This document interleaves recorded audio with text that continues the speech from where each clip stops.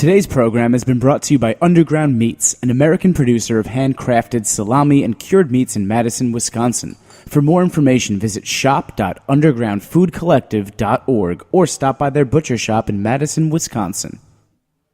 You're listening to Heritage Radio Network, broadcasting live from Bushwick, Brooklyn. If you like this program, visit heritageradionetwork.org for thousands more. We talk about food, we talk about music, with musical dudes. Finger on the pulse, snacky tunes.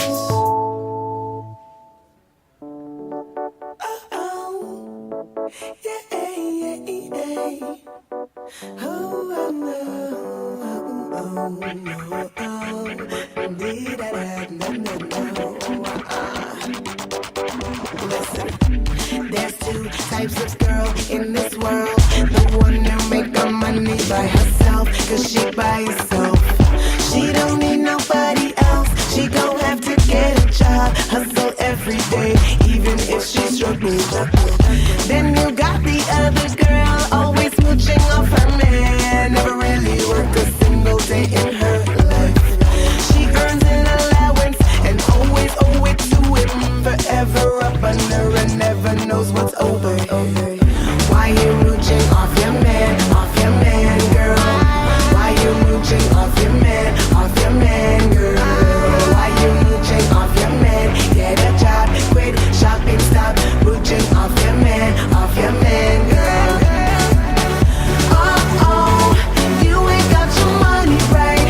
Oh no, you ain't got your money right, girl. I just can't do it. You need to get your money tight. Yeah, girl, you need to get your money tight. Now, you wanna know a little thing about me? I never asked my man for no kind of money. I hustled in the streets every single day. When I was broke, I was starving all alone. But the girl who asked her man for the money, so ask a man for the clothes, ask a man for the hair, ask a man for the nails, ask a man for the wax. Nothing's up to the imagination, what a shame. Why you mooching off your man, girl? Why you mooching off your man, girl? Why you mooching off your man? Get a job, quit shopping, stop mooching off your man, girl. You ain't got your money right. You ain't got your money right, girl. Just can't do it. You need to get your money tight. Yeah, girl, you need to get your money tight, girl. You ain't got your money right. You ain't got your money right, little girl. I just can't do it. You need to get your money tight. Yeah, girl, you need to get your money tight.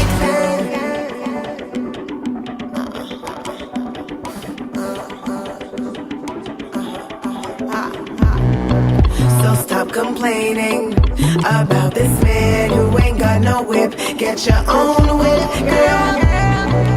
And stop complaining about a man who ain't got no bank account. Get your own account, girl. And stop complaining about this man who ain't got no job. Get your own job, come on. Please stop complaining about this man who ain't got no brain. Get your own brain, little girl. You ain't got your money right. Oh, you ain't got your money right, little girl. See, I just couldn't do it. I had to get my money tight. Yeah, you see, I got my money tight, girl. That was just Tecla, Money. How does one get their money tight? Yeah. Well, there's a few different ways.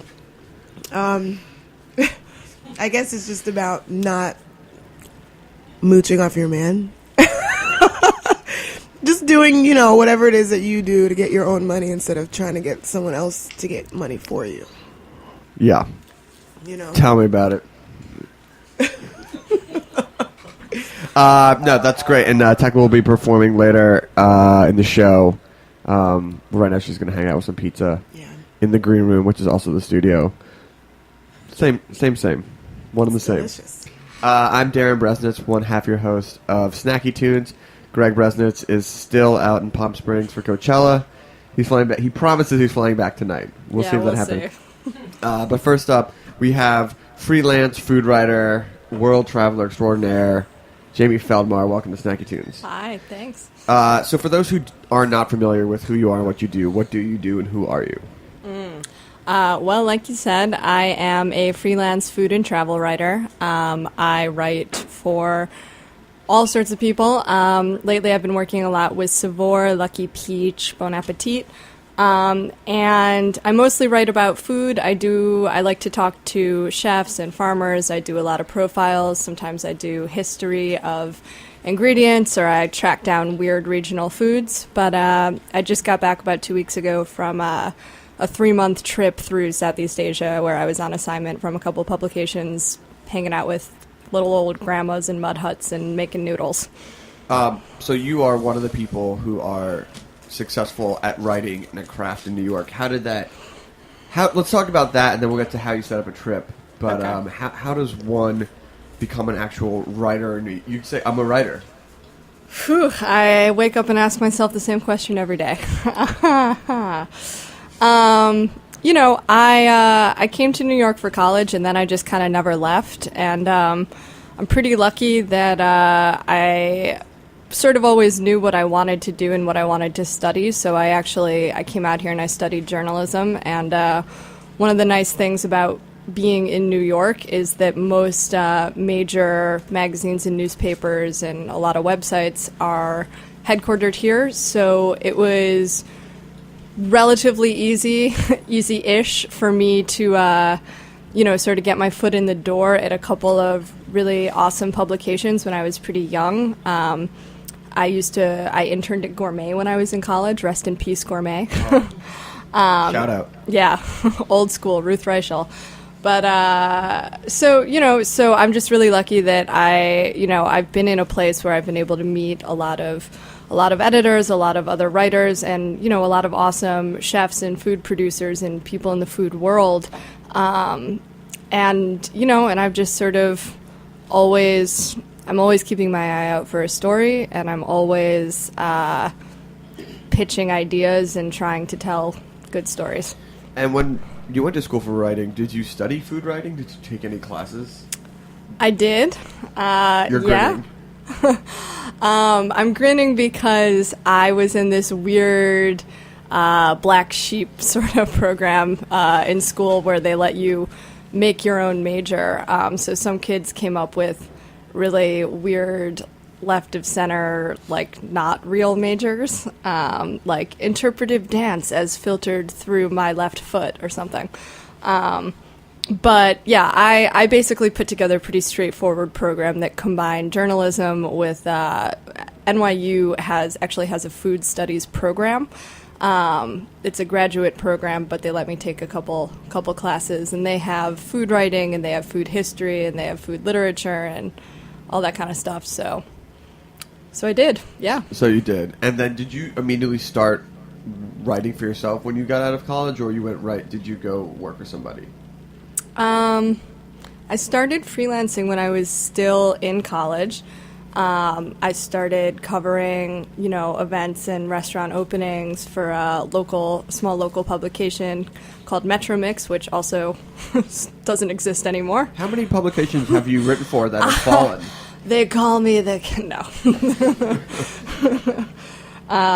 They do not call me the folder. Editors out there, they do not call me the folder. Oh, she's a great writer, but your paper will close if she writes for you. No, it's media's it's changing. It's a shifting landscape, Darin. Yes, I'm aware of the shifting landscape. No, so I started working when I was still in school, and then yeah, over the years, I kind of built up my portfolio, built up my clips. I have been on staff at publications before, and I have also not been on staff, and sort of prefer the latter. Really? And why is that? I like the freedom, the flexibility. Free pizza at 2 p.m. on Monday. Exactly. I could not do this with a day job. Of course, there's pros and cons to everything, and there's pros and cons to living the freelance lifestyle, if you will. Health but benefits? Obamacare. But, I think if you're disciplined and you work hard and you just don't let yourself fall into the trap of sitting around watching Game of Thrones all day, you can make it work. Can't you do both? Can you have it all? No. And so, is there reverb on my? I think there's reverb on my. Yeah. Okay, it's the microphone. It's my fault. Okay, so around the time when you were writing and after college, or towards the end of college, you also started traveling heavily. Yep. Also, in college as well. Yeah. Where'd you go in college? And were you traveling for food, or were you at first just saying, I'm going to be young and hit the world? I would say it was both. I've always liked food. Whenever I've traveled, food has always been sort of, it's been incorporated into anywhere I go. I'm always really, really, really concerned with where to eat when I go somewhere new. What's the on a level of 1 to 10? What's the pressure level of finding the best meal? You're really stressing me out right now. You're already just. I'm already at like an 11. Just all right. Hearing that question. If you were going on a trip in a month, is that enough time for you to plan all your meals, or do you need 3 months of planning? No, I work quickly. I can. The internet has helped? Yes, media is shifting, as we've discussed. So you were traveling, but did you already know when you first started hitting the world that you would want to become a food writer, or was it sort of your experiences on the road? Yeah, it was more... This is a chicken and egg question, by the way. All right. That is a food joke. I haven't always written about food. I've always been a writer, and I used to actually cover film a lot more than I did food. I did a lot of pop culture stuff, and it wasn't until a couple years into writing professionally that I sort of got into writing food, because being a food writer, it's sort of an old profession, but it hasn't really been a viable, that wasn't really something I grew up thinking you could do and make a living. Not that being a film writer is much better, but yeah, so, I've always traveled with an interest in food, but it wasn't until I'd been doing it for a few years that I realized that there was actually, that there was, people would be interested in learning about that, and I could write stories about that, and those stories would have homes, and people would want to read those kinds of stories. What do you feel was your first breakthrough piece about food, where you wrote something that you felt got noticed? You're really...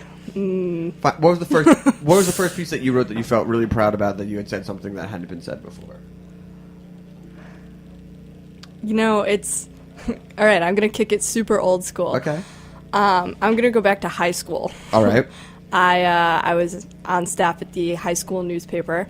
I was the features editor, and I wrote a story that this had nothing to do with food or film, to be honest. I actually wrote a story about openly gay students in my high school, of which I grew up in Chicago, and I went to a big public high school, but it was still fairly taboo, and there were about 3 openly gay kids, and I interviewed them for this article, and I printed their names, and it caused a fairly sizable scandal within my school district. I had meetings with the superintendent, with the principals. I threatened to, they wanted me to take the names of these gay students out because they feared that there would be consequences for these kids who had given me permission to run their names. So it turned into a whole big thing. The ACLU was maybe involved at one point.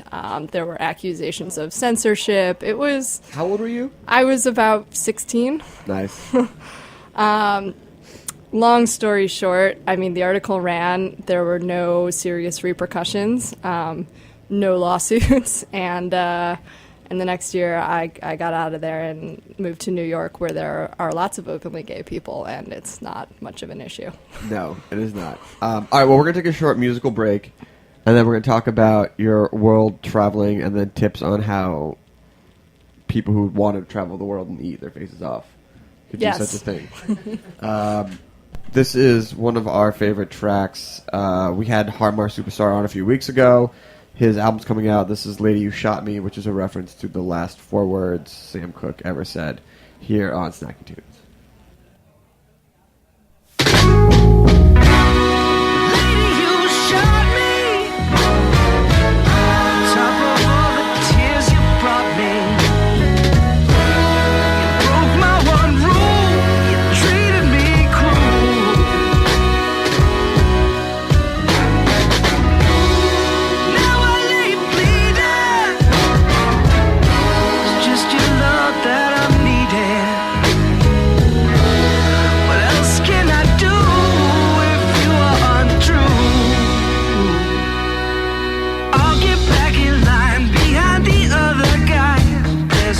Chance you'll let me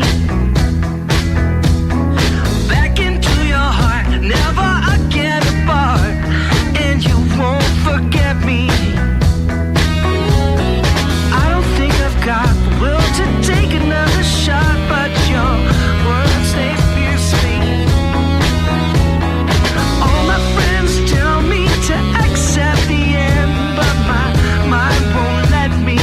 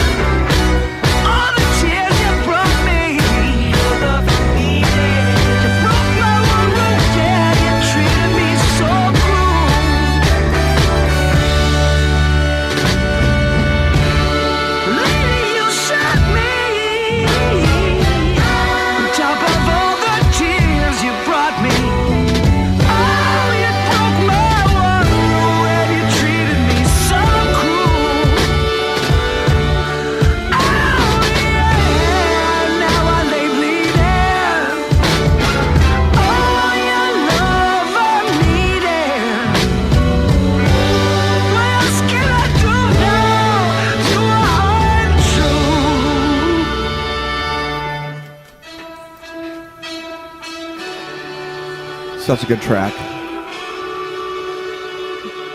Feldmar Superstar. So good. His new album's coming out. I think the guys from The Strokes are putting it out on that new label they're doing. Anyway, Summer Jam. Summer Jam. Here we go. So we were talking to food writer, food adventurer, face stuffer, Jamie Feldmar. Thank you. So you had a life-changing trip to Thailand when you were 19, correct? Mm-hmm. When I was in college, for not the best... Well, let's put it this way. I didn't put a ton of thought into the decision to go study abroad in China. But I decided to go study abroad in China, and sort of on a whim. And before I did that, I went to Thailand for a month, and I taught English in a small town in southern Thailand that no one ever really goes to. Shout it out. Trong. What's up, Trong? For all of our listeners out in Trong, we got your girl, Jay Feldmar, here. Yeah. So I totally fell in love with Thailand. Like I said, I was there for about a month, and it was just a combination of this, the scenery, the atmosphere, the environment. It's an incredibly beautiful place.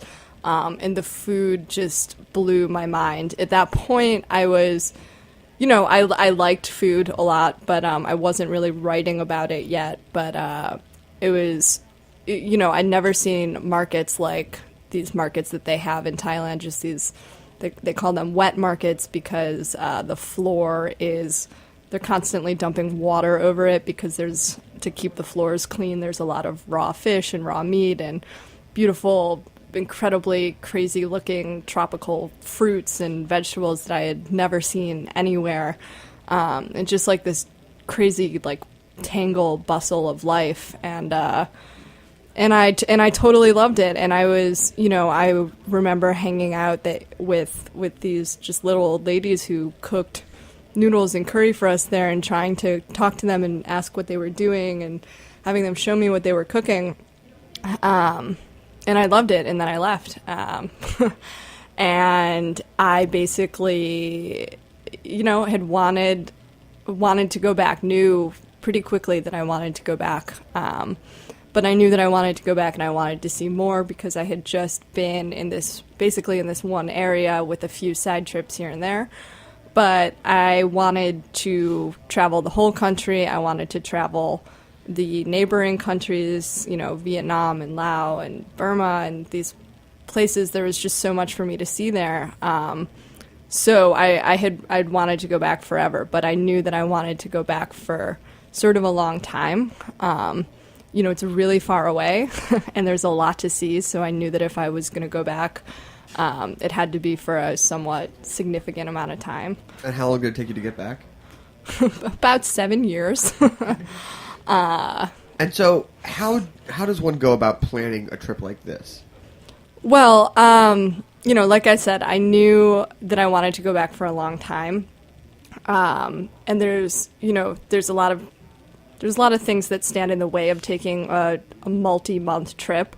For example, having a job. Right. You can't really take off for 3 months when you have to go to work every day. So I did that for a while, or while you're in school or any major commitment. It took me a couple of years to figure out what form this trip would take. I knew I wanted to go back for a long time, but I also didn't want to go and just backpack around. A lot of people do that, and that's totally fine for those people.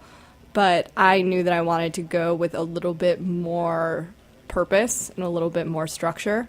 I toyed around with a few different ideas over the years. There was, I looked into going to culinary school in Bangkok, looked into maybe getting a grant or a scholarship, thought about putting together some proposals.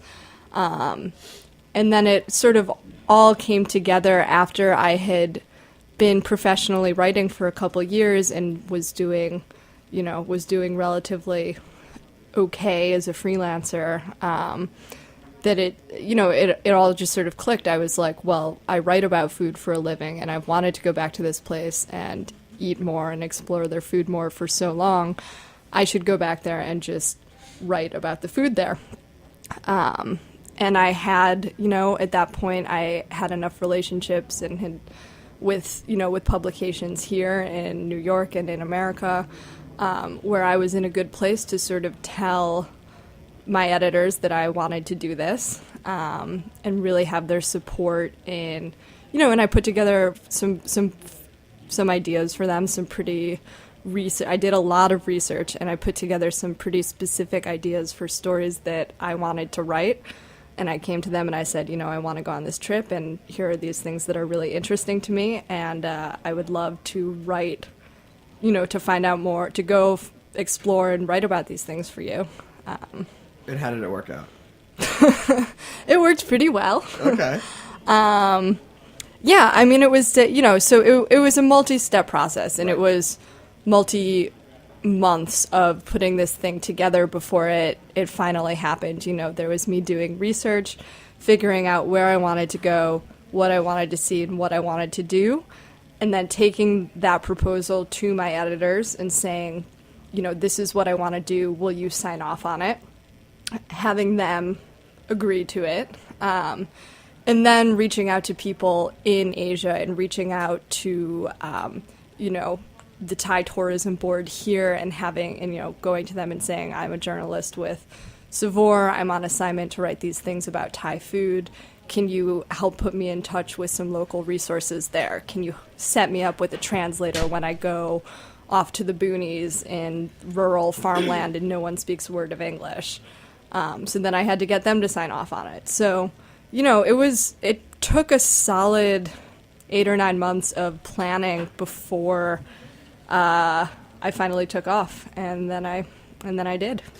So for all the non-professionals out there, do you recommend going these trips, or what is the best way for them to attack going across around the world if you're not a professional writer or work in food and things like that? Well, I mean, there are things you can do no matter what profession you are to really sort of make the most out of going to a foreign place. I always think it's really, really helpful to have some guidance from a local when you're in a foreign city. And there are pretty easy ways to do that. What I did, and this, I could have done this, as a writer or a investment banker or a radio show host or anything. I just basically Googled food bloggers in the cities that I was going to and wrote them emails just out of nowhere. And I was like, hi, I am a person coming to the city that you live in, and I love food and would love to go eat with you or have you, tell me where to eat. And people did. People tend to be everywhere except New York. People tend to be really, really friendly and really helpful with this sort of thing. Well, I think New York needed an introduction. I think if someone's like, oh, my friend, or someone's coming. Yeah. But just to get the random emails. Yeah. Well, especially if you're going, to a foreign country where there might be an expat scene. Yeah. A lot of times those people are really happy to sort of see a familiar face. So getting in touch with someone who lives there is really helpful. Reading the local blogs, the local newspapers, the local newsletters, try to find the equivalent of the Time Out, Time Out Shanghai, Time Out Bangkok. Time Out Trong. Time Out Trong. There are 3 things. And finally, what's your music situation? What's your soundtrack of your travels? Well, I like to warm it up with a little Sam Cooke usually when I'm packing before I leave, just sort of get the ball rolling. And then for transit purposes, plane rides, planes, trains, automobiles, I like to sort of slow it down. Maybe I'll do some real estate, maybe I'll do some air, and then once I'm in a new place, I'll try to pick it up a little bit. Maybe a little hot chip, maybe some spoon, something with a little more. Some Bruce Springsteen, the boss. Bruce Springsteen is appropriate at any and all time during the travel experience. Packing, traveling, and walking around the city. Yes. Well, Jamie, it sounds great. Where's next? What's next on the map? Where are you going? What's the big trip? I'd tell you, but I'd have to kill you. Oh, okay. All right. Well, is there a place that we can people can read your writings and check out your stuff? Yep. You can go to my website. It's jamiefeldmar.com. That's FELDMAR. Or you can go to my Tumblr, jamiesstomach.tumblr.com. And is it always full? You go there to find out what's in it today. Okay. Well, thank you so much, Jamie. Stick around, eat some pizza. We are going to have Tecla up next, playing live in studio. But first, a little summer jam from Hercules and Love Affair here on Snacky Tunes.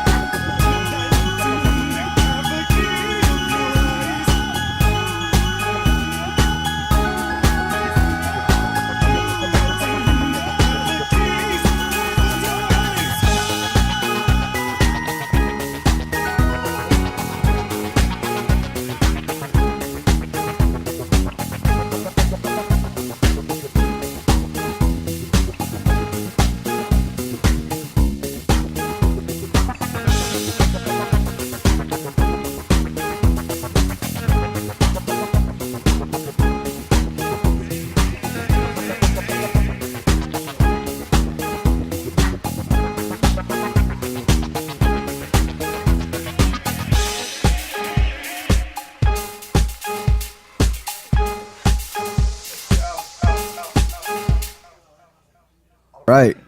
Here we are. Snacky Tunes. Reverb is back on full effect. Oh, sweet. No, it's fine. So, welcome. I assume long-time listener, first-time interview. Exactly. Exactly. Tune in every single... I really like the song that we played at the beginning. Real summer vibe. Yeah, that's my new summer jam. The video's going to come out in June, so perfect. So I got my pizza straight during the break. Okay. Is that the same as getting the money straight? Kind of. I know Jamie here knows how to get her money right. She really killed it with the self-employment tactics. I don't rely on no man. You know what I mean? Got to write those emails and go to Asia if you want to go to Asia. That's what, that's what it's all about. So yes, eating pizza is just like getting your money right. Awesome. That's great. Yeah. So you are on because you just dropped your second album 2 weeks ago. Almost a month now. ago. Yeah. We are the lucky ones. Yeah. Who's the we in that statement? All of us. Those of us who can eat pizza at 2 p.m. on a Monday. Kind of. Yeah. Yeah, pretty much. I mean, those of us who take our lives into our own hands, if you will, and, do what we love to do, whether it be food or music or anything in between,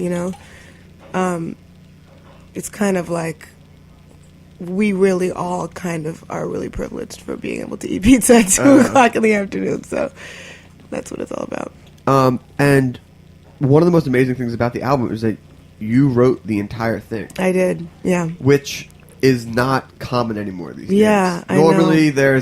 It's like looking on the back of ingredients of some junk food where you're like, oh, there's a dozen people in this. I've heard of one person. High fructose corn syrup wrote the whole thing. Oh, well, he's got... just wait. The end of 2013, MSG, Modern Student Gluten, he's got some big tracks coming out, he's got some huge tracks. So what was that process? I mean, did you do the same for your first album? I did actually do the same. The thing is, for me, it's like, I get so inspired when I'll either make a beat and have to write to it, or I'll just think of something that I want to write about and make a beat to it. But either way, I just have to write myself. I can't really... I mean, there's a certain aspect of other people's writing or like production that I can get down with, especially with remixes or rapping is a little bit different. But when it comes to making a full album and a project, I just feel most inspired by doing it myself. And I just have so much to say that this is my only chance to say it. I mean, why let other people say it for me if I could say it myself, And when did you start writing when did you start working on music? I kind of always been a writer weirdo. Ever since I was little, I've been playing piano since I was like 5, and I used to just run around the house making up weird lyrics and making songs. And my mom and sister and dad would be like, "This freak, how did she come about?" But yeah, They did not say that. They thought I was a bit of a freak. I was a little bit of a concern. Like how high did one eyebrow arch over the other? I mean, high. I had some. They had some. They were suspicious of my. They're like, either weird she's brain. going to be a musician or Right. we better get the lawyer Psycho. and the bail bonds and everything. Right. Thank God. She's going to be on TV one way or another. Let's just hope it's not Most Wanted. Yeah, I think they're all really happy that I finally can channel it into something. When they heard your first time, they're like, okay. They're like, all right, okay. okay. Got it. Yeah, I mean, you know, it's been one of those things where I like to write like a lot, and it just so happens I'm really good at it. So You are really good at it. I Okay. do it myself. Why don't you show us how good at it you are? All right, I'm gonna play Transitions? something. Oh, I need to. Come on. Yeah, I need this. Yeah. Should I play you guys one song or? Yeah, we're gonna do one, and then we'll talk, and then we'll chat some more, and then you'll do another. All right. We'll lay it out. All right, I'm going to do Fake Tears, which is the first single that I released off the album with this crazy music video that if you haven't seen it, you should. All right, well, here we go. Tecla live on Snacky Tunes. All right.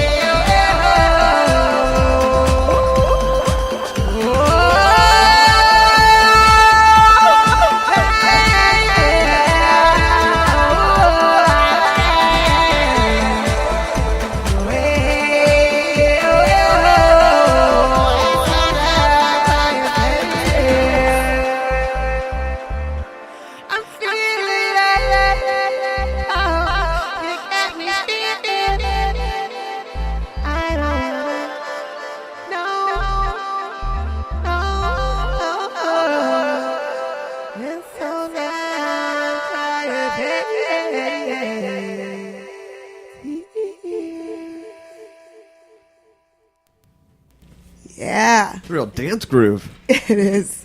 That's my omnipotent reverby sound that you When you did got a little you- taste of earlier. When did you let's fall in love with the play that. reverb?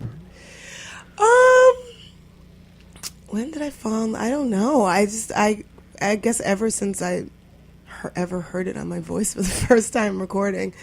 When I started recording with more like electronic kind of weird effects, I was obsessed with recreating that live. And I just was like, if I can do this in the studio, I should be able to do it on stage. You know, I don't want to like change my whole vibe from studio to stage to just be, you know, singing into a normal mic. I feel like there's always something that you can do to enhance it. Why not do it? At least for me. Yeah. So when you put out this album, what's the process? Now that it's out, what are you doing? Trying to get my money right.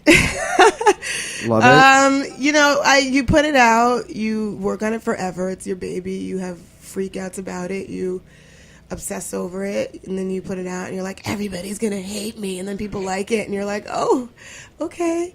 And then you just, I guess I'm just waiting to see, you know, how far I can go with like performing it. I want to like perform this everywhere, you know, around the world. Is it tough being a single parent?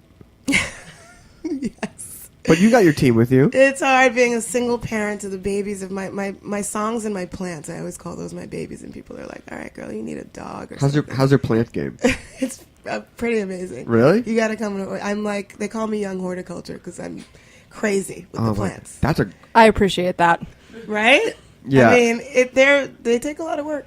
Yeah. What's how big? How many plants? Oh, like over like over 30 plants at this point, probably. in my Oh, house. you just thought about having Like, to say the number out loud. You got a Everybody, little- yeah. Now I sound like everybody who I live with is like, girl, another plant. I'm like, I just got this crazy new hibiscus plant. They're like, no, you don't need another. I'm like, but the begonia needs a home. that's the kind I think it's better to be a plant lady than a cat lady. Me too. Yeah. Me too. Yeah. Me too. Um, Sorry, all the cat ladies out there, but not really. hilarious. I'll put it. If you're a serious cat lady, it's doubtful you're listening to You're Heritage not Radio Network. listening to this, right? You're looking at the 45 cats you have hoarded in your one bedroom. So during this writing process, were you cooking a lot? What was the food situation? Yeah, I'm like a super foodie. Like my plants, I like to cook, and then I like the plants and the food. I was like, and then they coincide. I cook my. Do you own grow food. herbs? Wait, I you do. cook your own plants? I do. I cook my own plants, and I grow. That's sad. I'm like an abusive parent. I'm gonna raise I you, and you're gonna grow. I'm gonna eat you. I'm gonna Sad. eat you. I grow my own herbs, and I feel like the writing process is a bit of a loner time. So like, I like to like garden and like, you know, it's kind of like my form of meditation. I just like cultivate plants, and I think about I just like think about lyrics for like hours and do nothing. Like, it's not just like, all right, let's sit and like time to write. It's like, let's garden and do weird shit and like cook and like, oh sorry, weird stuff. No, it's the internet. And like cook and like, you know, just kind of like walk around aimlessly and do whatever strange things I like to do in my house. And then all of a sudden it's like 4 a.m. and I got it. And then I sit down to start writing or recording. Do you have a recording studio at the house? Yeah. That's Yeah. gotta be great. Yeah, it's perfect. It's gotta be pretty meditative and Yeah. peaceful with all the herbivore lifestyle going on. Yeah, There. it's really nice. It's. I mean, I have a lot of roommates, so it's not always Oh yeah.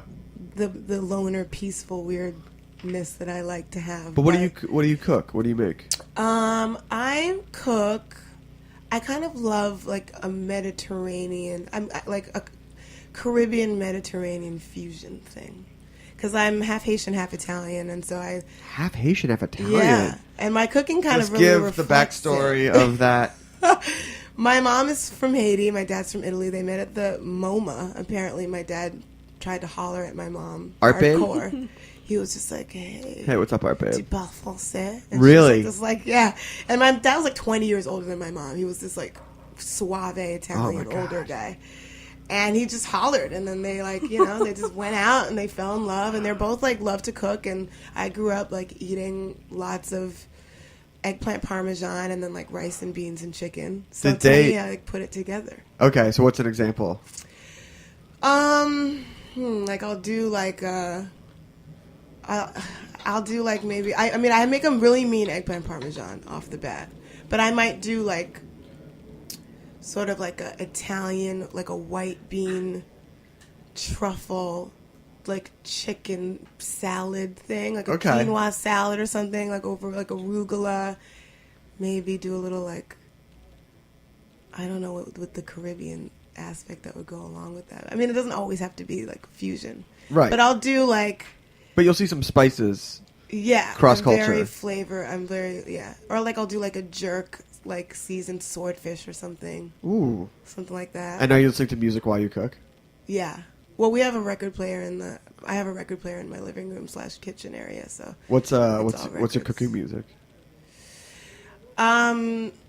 Any record that I can, we have a really funny array of records, so it's really kind of not like super by choice. Like there'll be Milli Vanilli on sometimes, and then Sure. and then there'll be like a really like. Actually, I know we've been having the theme of Sam Cooke, but I have this amazing live Sam Cooke album, Harlem Square or Copacabana? Copacabana.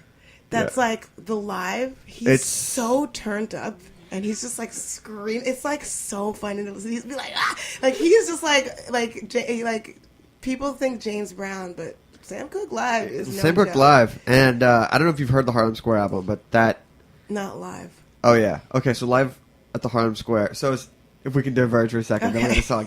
Essentially, Copacabana was like for the uptown Right. white audience, Yeah. and then the Harlem Square one was like the downtown black audience. Right. And it's two different vibes, but they're both amazing. Yeah. And I go back and forth each year which one's my favorite album. I mean, if I have to listen to the Harlem Square now, but like it's really fun. I feel like I'm always like at a show. I got a live show and I'm cooking, which is It's actually so good. really fun. All right, well, let's hear another track. Okay, let's do this money right situation because we've been talking about getting our money rights. Yes. To get the money right, to get the Sam Cooke live record, and the pizza. So here we go. What's the name of the song? Money. Oh, you're going to play Money. Oh, you're going to play Money. Okay. So this is the song we started the show with, but now live. Yeah. Tecla here on Snacky Tunes. Awesome. Oh yeah, yeah.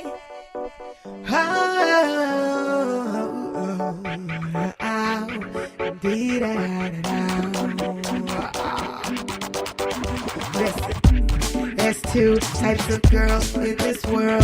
The one who make the money by herself, 'cause she by herself. She don't need nobody else. She gon' have to get a job, hustle every day, even if she struggles. Then you got the other girl always mooching off her man and really works a single day in her life. She earns an allowance and always owe it to him. Forever under and never knows what's over him. Why you mooching off your man, girl? Why you mooching off your man, girl? Why you mooching off your man? Get a job, quit shopping, stop mooching off your man, girl. Oh, you ain't got your money right. Oh, you ain't got your money right, girl. I just can't do it. You need to get your money right, girl. You need to get your money right, girl. You wanna know a little about me? You never ask my man for no kind of money. I hustled in the streets every single day, even when I was broke, I was starting all alone. But the girl who asked her man for the money also asked her man for the clothes, asked her man for the hair, asked her man for the nails, asked her man for the wax. Nothing's left to the imagination. What a shame. Why you mooching off your man, girl? Why you mooching off your man, girl? Why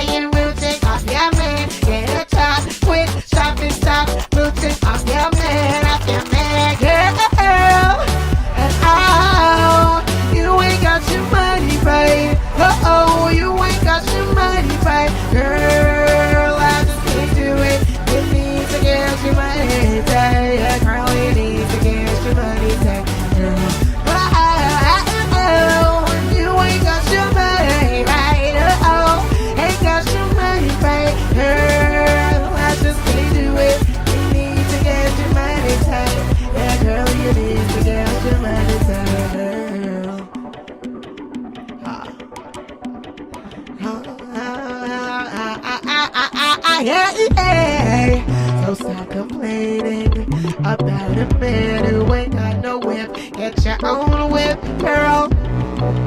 And stop complaining about a man who ain't got no bank account. Get your own account, girl. Please stop complaining about this man who ain't got no job. Get your own job, come on. Please stop complaining about this man who ain't got no brain. Get your own brain, little girl. And oh, you ain't got your money right now. You ain't got your money right, little girl. I just couldn't do it. I had to get my money tight. Yeah, you see, I got my money tight, girl. So good. Thanks. I can see that song going hand in hand with your writing process of just being totally solo and doing it on your own. Yeah. I mean, sometimes I'll just like think of a word or something. I'll ask somebody to like throw out a word, or I'll just the first word, like play a game with myself with the first like phrase I see in a book or something. I'll like make it about that, you know. And this beat was just one of those random, like money was around, and I was like, you know what, I'm gonna make a song called Money. And then like I started writing about it, and then One thing all of a led to sudden I another. become a crazy empowered feminist. Do you see yourself? Is that how you see yourself? No, I don't. I mean, I don't know. The word feminist is full of a lot of strange. We got two very strong females on the show today. We do. We're both feminists, maybe. Jamie, maybe you not. feminist? No? This is a really loaded question. It is. Yeah, See, all right. exactly. We can't address that word. We got in 5 another minutes of the hour. show. Yeah, I got 5 minutes. We don't have enough time. So, what's the summer looking like for you? You excited for the summer? You like summer in New York? Very excited. I love the summer in New York. Oh my God. It's Have you, do you have your first barbecue plans already made yet for the summer? I do. Actually, I'm throwing a music video welcome spring summer party at my house. I have a huge yard where I grow all these crazy plants I speak of. And I have a brand new amazing grill that I just got, and I plan on doing like a crazy, really fun, raunchy, interesting, weirdo house party music video Okay. for the song "Wake Up." That's off my album. I'm not gonna say the concept because I don't want anybody to steal it. But it's gonna be really good. How raunchy do your barbecues get? You gotta come and find out. Like raunchy sauce with like... There might be some food fetish people there that might love, rubbing themselves down with baked beans. Who knows? Okay. And Margaret style. Yes. You never know. You gotta come. You're invited. Everyone. Okay. Everyone's invited. We'll so get you we'll gotta get the come. details. Yeah. And then I imagine some shows are coming up as well. Shows coming up. I'm headlining Glasslands on April 30th with Kool AD and Casa Overall and Tika Kalor. That's going to be really, really fun. Love that venue. Yeah. So That place. fun. It's so good. It's like home. You know, if you want to talk about like a real New York, I want to show you some place cool. Yeah. Like that place. Yeah. As long as you're willing to come across the bridge to really not that far. Where do you live? No, I live right down the block from here. Oh. But other people are like, Brooklyn, oh God. And Who I'm is like, still like that? Whoever's like that now, we're letting you know right now. You better quit it for the summer. 'cause I'll tell you right Brooklyn's where now. it's at. I'm not friends with anybody who's like that. Good. Oh, you want to come to Brooklyn? Cool. Yeah. See, it's have fun. Like East 14th Street. It's not even really Brooklyn. It's the L. I It know. doesn't even count. It doesn't even count. Well, hop in a car. Yeah. Pack it with 4 friends. It's like Exactly. $3. Thank you.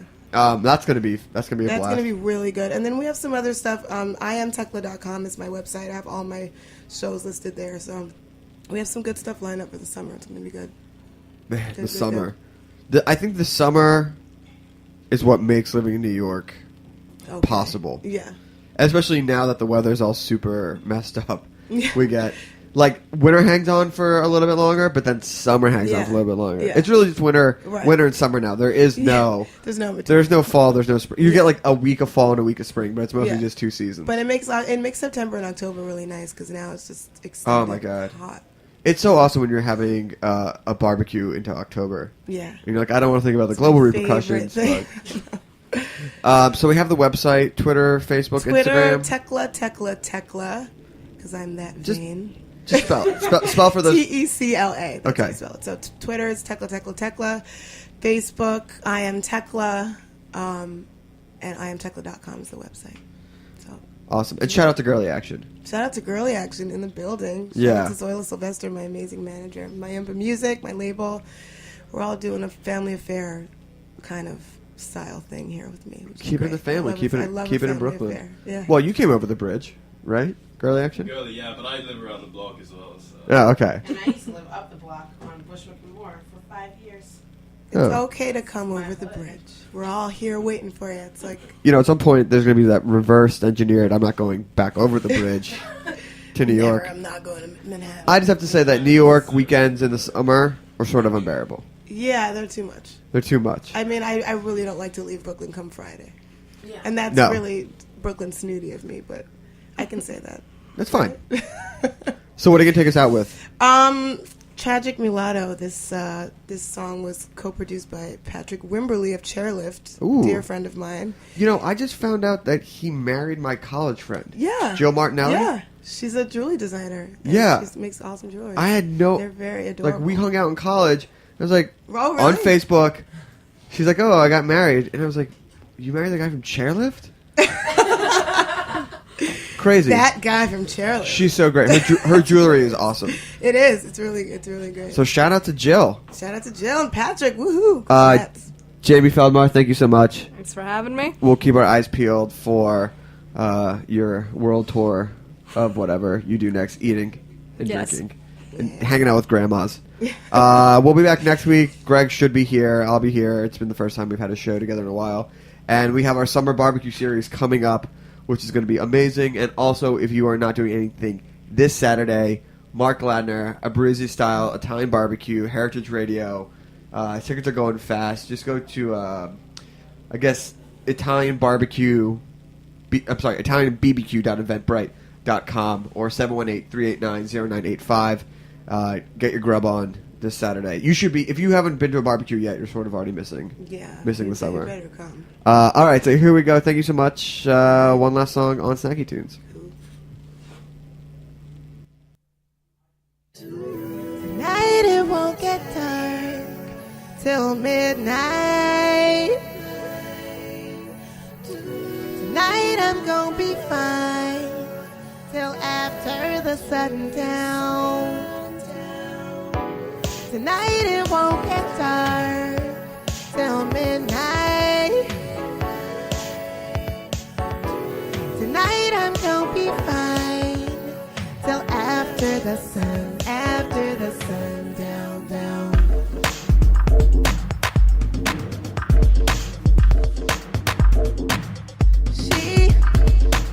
She wants a souvenir. She wants a bigger screen.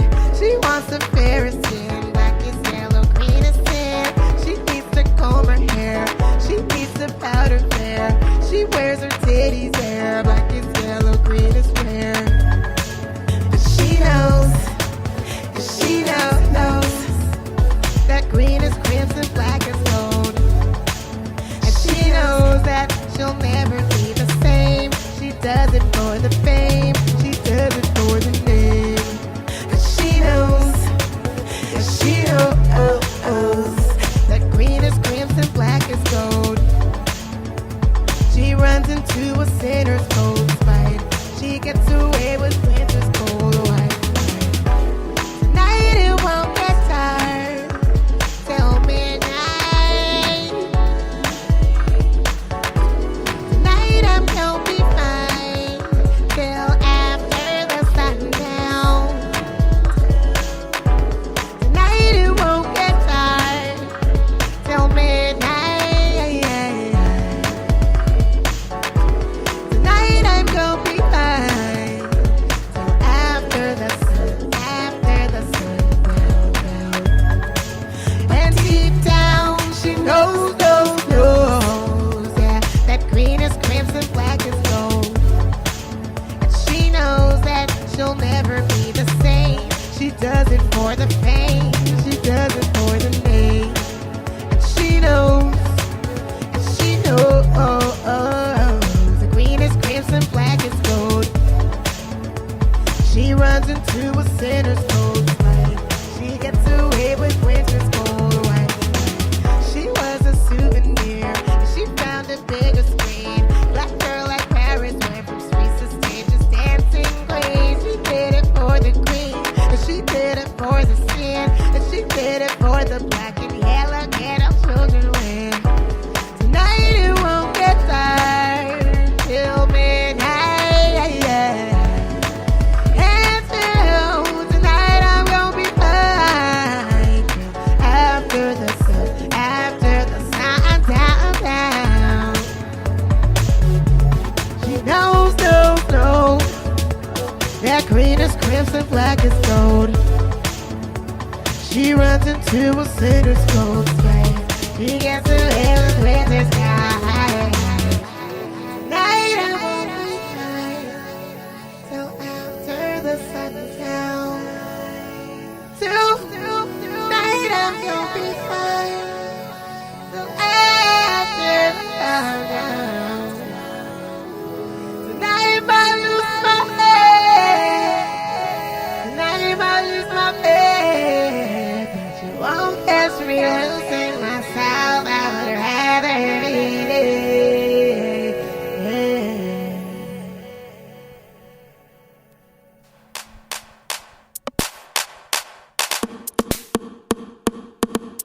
Thanks for listening to this program on heritageradionetwork.org. You can find all of our archived programs on our website or as podcasts in the iTunes Store by searching Heritage Radio Network. You can like us on Facebook and follow us on Twitter at heritage_radio. You can email us questions at any time at info@heritageradionetwork.org. Heritage Radio Network is a non-profit organization. To donate and become a member, visit our website today. Thanks for listening.